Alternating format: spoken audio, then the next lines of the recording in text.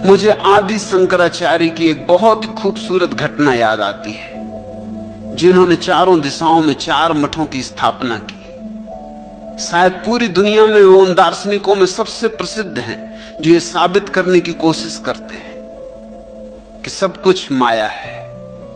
निसंदेह वे एक महान तार्किक थे, क्योंकि उन्होंने देश भर में घूम घूम कर अन्य सभी दर्शनों को हराया।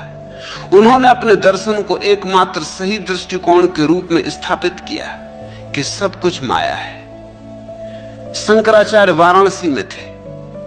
एक दिन अलसुबह, अभी अंधेरा ही था, क्योंकि हिंदू सन्यासी सूर्योदय से पहले स्नान करते हैं। उन्होंने नदी में स्नान किया।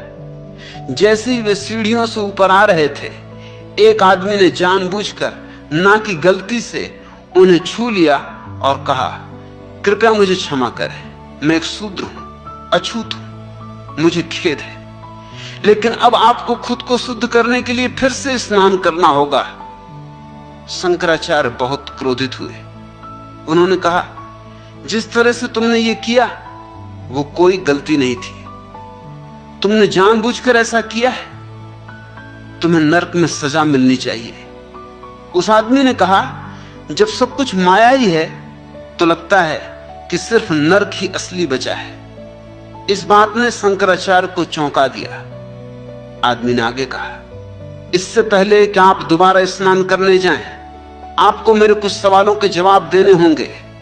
अगर आप जवाब नहीं देंगे तो हर बार जब आप नहाकर बाहर आएंगे, मैं आपको फिर से छू लूंगा। वहां एकांत था और कोई और मौजूद नहीं था, इसलिए शंकराचार्य ने कहा, तुम बहुत अजीब इंसान लगते हो, तुम्हारे सवाल क्या हैं? उसने कहा, मेरा पहला सवाल है, क्या मेरा शरीर माया है? क्या आपका शरीर माया है? और अगर 2 माया एक दूसरे को छू ले तो इसमें समस्या क्या है?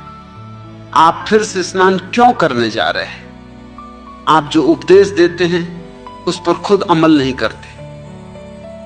एक भ्रामक दुनिया में अछूत और ब्राह्मण के बीच, शुद्ध और अशुद्ध के बीच क्या फर्क हो सकता है, जब दोनों ही माया है। जब दोनों उसी चीज से बने हैं जिससे सपने बनते हैं, तो फिर इतना हंगामा क्यों?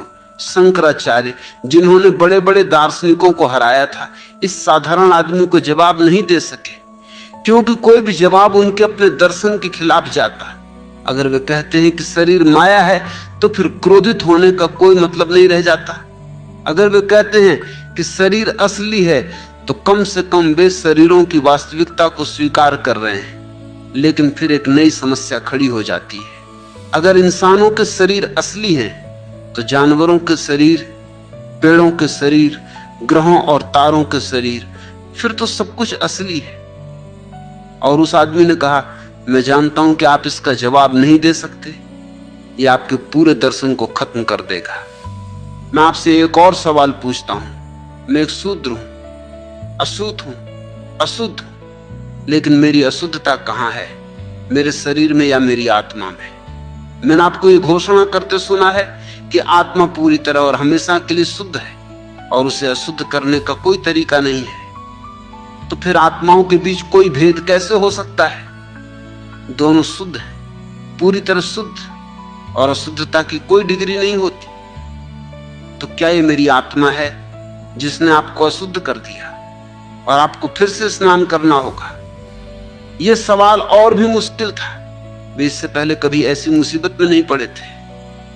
यह एक व्यावहारिक स्थिति थी।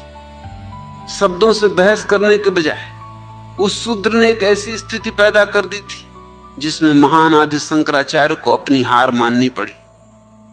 और उस शूद्र ने कहा, तो फिर दोबारा स्नान करने मत जाइए। वैसे भी न कोई नदी है, न मैं हूं, न आप हैं, सब एक सपना है। बस मंदिर में जाइए, वो भी एक सपना है, और भगवान से प्रार्थना कीजिए, वो भी एक सपना है, क्योंकि वो उस मन का प्रक्षेपण है जो खुद माया है। और एक भ्रामक मन किसी असली चीज को जन्म नहीं दे सकता। महान घटना केवल बुद्धि और तर्कों में जीने का यही खतरा है। जब आप आत्मज्ञान को केवल माया के दर्शन के रूप में देखते हैं, तो आप जीवन सत्य से चूक जाते हैं। सच्ची जागृति कोई तार्किक निष्कर्ष नहीं है, ये एक प्रत्यक्ष अनुभव है। प्राचीन रहस्यदर्शी इसे महान घटना कहते हैं। ये जागृति नीले आकाश में चमकते सूरज की तरह है, जो स्पष्ट रूप से चमक रही है, अपरिवर्तनीय और गतिहीन है, जो न घटती है और न बढ़ती है। ये हर किसी की दैनिक गतिविधियों में हर जगह मौजूद है, हर चीज में दिखाई देती है। आप इसे मुट्ठी में पकड़ने की कोशिश करें तो पा नहीं सकते, और अगर छोड़ने का प्रयास करें तो ये हमेशा बनी रहती है। ये विशाल और बाधा रहित है, पूरी तरह से शून्य है। पानी पर तैरती लौकी की तरह इसे रोका या दबाया नहीं जा सकता। हजार सूर्य, आत्मज्ञान, मुक्ति या आत्म साक्षात्कार की यह अवस्था वास्तव में चमकते सूरज की तरह है। यह हजारों रहस्यदर्शियों का अनुभव रहा है कि जब वे अपनी चेतना के सर्वोच्च शिखर पर पहुंचते हैं तो प्रकाश का एक विस्फोट होता है, बिल्कुल किसी परमाणु विस्फोट की तरह। महान संत कबीर कहते हैं, ये इतना चमक रहा है कि लगता है मेरे चारों ओर अचानक 1000 सूरज उग आए हैं। मैं जहां भी देखता हूं वो सूरज जिसे मैं देखा करता था पूरी तरह से फीका लगता है। इन 1000 सूर्यों की चमक इतनी अधिक है कि इसने मेरे अस्तित्व के हर रेशे और कोशिका को शुद्ध कर दिया है। मानो मैं आग से वैसे ही गुजरा हूं जैसे सोना गुजरता है। जो सोना नहीं है वो आग से नष्ट हो जाता है और केवल शुद्ध सोना ही बाहर आता है। 1000 सूर्यों के इस अनुभव से गुजरने के बाद मुझे पहली बार पता चला कि शुद्धता का अर्थ क्या है। इसकी सुगंध, इसकी ताजगी, इसका पूर्ण नयापन, ये कभी बासी नहीं होता, ये कभी अतीत नहीं है, ये कभी वर्तमान नहीं है, ये कभी भविष्य नहीं है। आप इसे समय के खंडों में विभाजित नहीं कर सकते। ये हमेशा है, ये अस्तित्व का मूल स्वभाव है। अच्छाई, बुराई और पुनर्जन्म के पार। अक्सर ये माना जाता है कि केवल अच्छे लोग ही इस अवस्था तक पहुंचते हैं, लेकिन ये समझ लें कि प्रबुद्ध व्यक्ति अच्छाई और बुराई के पार होता है। आप उसे अच्छा या बुरा जैसे शब्दों में कैद नहीं कर सकते। कोई भी व्यक्ति प्रबुद्ध हुए बिना भी एक अच्छा व्यक्ति बन सकता है। वास्तव में कोई ईश्वर या आत्मा पर विश्वास किए बिना भी अच्छा हो सकता है। ग्रीस में एपिकोरस एक महान नास्तिक थे, लेकिन आपको उनसे बेहतर इंसान नहीं मिल सकता। भारत में चारवाक नामक नास्तिकों का एक बड़ा स्कूल रहा है। वे किसी दूसरी दुनिया, ईश्वर या पुनर्जन्म में विश्वास नहीं करते थे। वे पूरी तरह से भौतिकवादी थे, लेकिन उन्होंने इतने अच्छे लोग पैदा किए कि आस्तिक हिंदू शास्त्र भी उनके प्रवर्तक आचार्य बृहस्पति के रूप में बड़े सम्मान के साथ उल्लेख करते हैं। एक जागृत व्यक्ति ना तो अच्छा है और ना ही बुरा, वो बस पूर्ण रूप से सचेत है। अच्छाई उसके सामने से गुजरती है और बुराई उसके सामने से गुजरती है, और वो अप्रभावित रहता है। वो जो कुछ भी करता है वो किसी नैतिक संहिता का पालन नहीं करता। वो बस अपनी जागरूकता से जीता है। वो अच्छे काम करके किसी इनाम का इंतजार नहीं कर रहा है। क्या आपको लगता है कि क्योंकि आपके पास आंखें हैं और आप पेड़ों और सूरज को देख सकते हैं तो इसके लिए आपको किसी इनाम की जरूरत है? एक नैतिकवादी के पास अपनी कोई आंखें नहीं होती। वो केवल उस बात का अभ्यास कर रहा है जिसे समाज ने अच्छा कहा है, क्योंकि ऐसा करने से उसे सम्मान मिलता है, उसका अहंकार संतुष्ट होता है। लेकिन प्रबुद्ध व्यक्ति को कोई इनाम नहीं चाहिए। उसके पास दुनिया की सबसे बड़ी चीज है, एक पूर्ण जागरूकता। इसके अलावा एक बार जब कोई व्यक्ति जागृत हो जाता है तो वो केवल जन्म और मृत्यु के सागर में प्रकट और लुप्त नहीं होता, वो फिर कभी गर्भ में नहीं आता। वो जन्म और मृत्यु के चक्र के पार चला जाता है। चेतना को शरीर की आवश्यकता नहीं है, ये केवल शुद्ध निराकार शून्यता में विलीन हो जाती है। चंदन की सुगंध इस अवस्था में न कोई कमी होती है और न कोई अधिकता। ये चंदन की लकड़ी को काटने जैसा है। हर टुकड़ा वही सुगंध देता है। बुद्ध से हमेशा पूछा जाता था, क्या अलग अलग लोगों में जागृति के अनुभव का स्वाद समान होता है या ये अलग होता है? और उन्होंने कहा था, समुद्र विशाल है, लेकिन आप इसे कहीं से भी चखें, ये हमेशा नमकीन होता है, इसका स्वाद समान होता है। ये चंदन को काटने की तरह है, आप इसे कई टुकड़ों में काट सकते हैं, लेकिन हर टुकड़े में वही सुगंध होगी।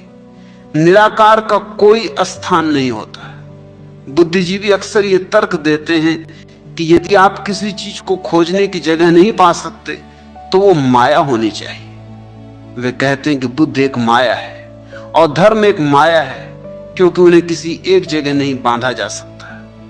लेकिन क्या आप अंतरिक्ष या समय को खोजने की जगह पा सकते हैं? सिर्फ इसलिए कि आप उन्हें किसी एक जगह नहीं पा सकते, वे निराकार हैं, इसलिए उनका कोई स्थान नहीं हो सकता। जो चीज हर जगह चमकती है उसका कोई एक स्थान नहीं हो सकता। आप उस चीज का स्थान बता सकते हैं जो कहीं मौजूद है, लेकिन जो चीज हर जगह मौजूद है उसका स्थान नहीं बताया जा सकता। आप उसे पकड़ नहीं सकते क्योंकि वो बहुत विशाल और निराकार है। आप उसे छोड़ नहीं सकते क्योंकि आप जहां भी जाएंगे उसे पाएंगे। आप उसमें हैं, आप ही वो हैं। तथा अस्थाई नाम, यह हमें जागरूकता के सबसे महान दृष्टिकोणों में से एक की ओर ले जाता है। तथा का विचार, यदि कोई तथा की प्रकृति को महसूस और अनुभव कर सकता है तो वो दर्द, खुशी, विफलता या सफलता से विचलित नहीं होगा। वो बस कहेगा ऐसा ही है। प्रकृति में चीजें ऐसे ही होती हैं, मैं बस एक साक्षी हूं। अभी सफलता एक बादल की तरह मेरे सामने से गुजर रही है, जल्द ही विफलता आएगी। इस पल खुशी है, जल्द ही ये दर्द लाएगी। लेकिन मैं बिल्कुल अलग हूं, वे मुझे छूते तक नहीं है। जब आप इस अवस्था में पहुंचते हैं तो वहां बुद्धि या निर्वाण शब्द रखने की भी जगह नहीं होती। उस अनुभव में कोई भी शब्द लागू नहीं होता। सभी शब्द केवल अस्थायी रूप से उपयोग किए जाते हैं। इसलिए प्राचीन गुरुओं ने कहा था, इस डर से कि लोग विनाश के विचार से डर न जाएं, हम अस्थायी रूप से खाली नाम गढ़ लेते हैं, हम अस्थायी नाम देते हैं, लेकिन ये नाम वास्तविकताओं को दिए जाते हैं, भ्रम को नहीं। वे अस्थायी इसलिए हैं क्योंकि वे निर्वाण या आत्मज्ञान की विशाल वास्तविकता को शब्दों में नहीं समा सकते। इसलिए केवल एक छोटा सा संकेत देने के लिए हमने बुद्ध, आत्मा या मोक्ष जैसे नामों का उपयोग किया है।